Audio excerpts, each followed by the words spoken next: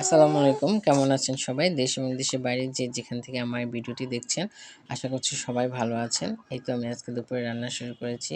তো আমি আজকে দুপুরে পাবদা মাছ ভুনা করেছিলাম। তো পাবদা মাছ ভুনাটা আমি খুব সাধারণভাবে করেছি। অল্প একটু পেঁয়াজ, কাঁচামরিচ দিয়ে আর আদা, রসুন, হলুদ গুঁড়ো, মরিচ গুঁড়া দিয়ে মাছটা একটু ভেজে ভুনা করেছি। তো আমি পুরো ভিডিওটা করতে পারিনি, তাই অল্প একটু ভিডিও আপনাদেরকে সাথে শেয়ার করলাম।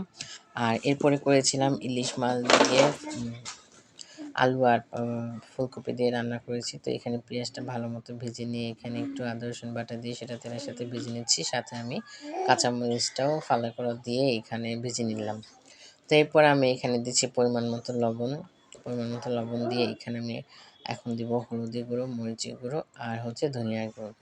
তো যে যেরকম ঝাল খান সেরকম ঝালটাই এখানে রান্না করার সময় অবশ্যই দিবেন। তো আমার ঝালটা একটু কমই খাই, এই কারণে আমি মরিচগুলো সবসময় একটু কম দিয়ে থাকি। আর যে কাঁচামরিচগুলো দিয়েছি সেটা তেমন একটু বেশি ঝাল না, তাই কারণে একটু বেশি করে দিয়ে দিয়েছি। এখন একটু পানি দিয়ে মশলাটা কষিয়ে নিচ্ছি। আর আমি যেহেতু ইলিশ মাছটা একটু ছোট ছোট ছিল, তাই ভাবলাম হালকা একটু ভাজা দিয়ে নিই। এমনিতে ইলিশ মাছে অনেক কাটা, আর এমনি বাচ্চাদের খাওয়ার জন্য আমি ইলিশ মাছ ভাজা করেছিলাম, যার কারণে মাছটা একসাথে ভেজেও নিয়েছি। আর আমার ঘরে ২ টা কাঁচা কলা ছিল, তো সেটা ভালোমতো এখানে অ্যাড করে দিয়েছি। আর আমি বাঁধাকপিটা একটু অল্প হালকা হলুদ পানি দিয়ে একটু ভাপ দিয়ে নিয়েছিলাম।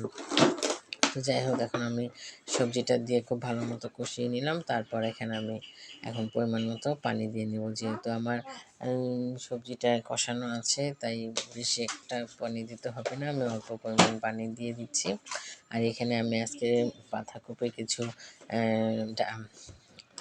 ডাঁটাও নিয়ে নিয়েছি সাথে, যাতে খেতে মজা হয়। বাঁধাকপির ডাঁটাটা খেতে অনেক মজা হয়, অনেক ভালো লাগে, এই কারণে ওটাও আমি একটু অ্যাড করে দিয়েছি।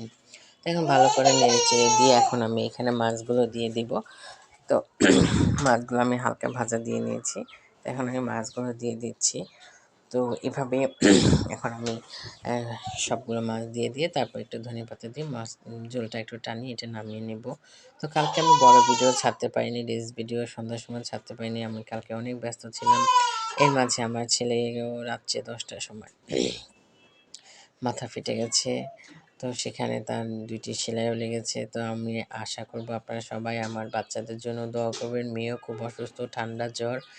তো যার কারণে ব্যস্ততার কারণে আমি কারোর সাথে কারো লাইক কমেন্টস করতে পারছি না বা কমেন্টসে রিপ্লাইও করতে পারছি না। আশা করছি কেউ আমাকে ভুলে যাবেন না। সবাই আমার সাথে থাকবেন, পাশে থাকবেন ইনশাল্লাহ। আমার এই দুঃসময় কেটে যাবে, দোয়া করবেন। আমি অবশ্যই আপনাদের সবার সাথে আবার নতুন করে বেশি বেশি করে লাইক কমেন্টস শেয়ার করব, লাইক কমেন্টস করব এবং লাইফের সাথেও থাকবো। ভালো থাকবেন সবাই।